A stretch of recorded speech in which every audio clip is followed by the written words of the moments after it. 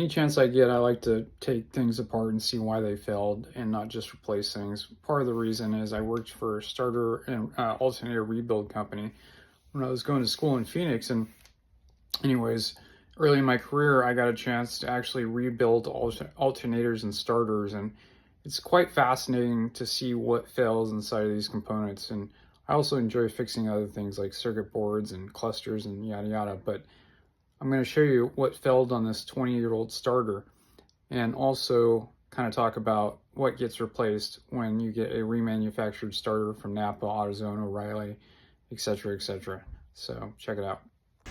The other unusual thing is this starter has no solenoid on top. Think of it as a relay. Now Ford did this, but they had a solenoid on the firewall for many years, and this Honda looks like the original starter, Mitsuba. I'm assuming they did this for compactness, maybe keeping costs down, but kind of unusual not to see a solenoid with the copper disc inside of that solenoid to transmit the power to the starter motor itself. But if it lasted almost 20 years, it's a pretty good starter. But let's look inside. All right, pull the cap off. Ooh, got a pile of carbon there from the brushes. The bushing looks pretty good for having 130,000 miles on it, being 20 years old.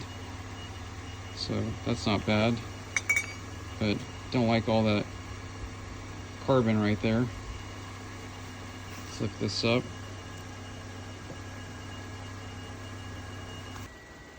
Okay, the brushes are worn out.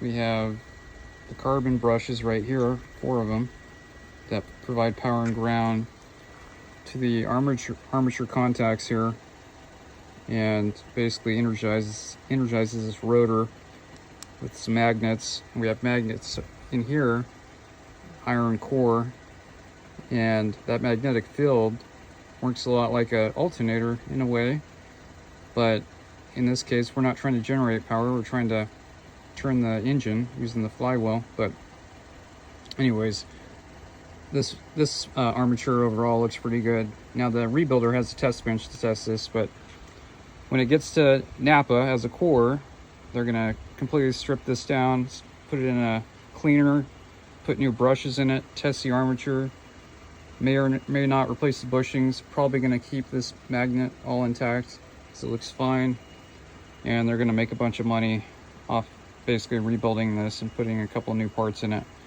So most of the stuff will stay on the next one that gets sold to the customer as a reman. But look at this starter. This is a solenoid right here. It's so tiny. There's a spring and a copper plate, and I'm pushing down on it. And so this is your start wire, your battery wire here. And rather than have a big solenoid on top, somehow the Japanese were able to get a magnetic field in this end housing to pull down that plate, which is pretty dang genius. And maybe that's why it lasted 20 years. But anyhow, just worn out starter. I mean, even if Toyota and Honda makes it, things are going to wear out. In this case, it looks like the brushes are at the end of their life.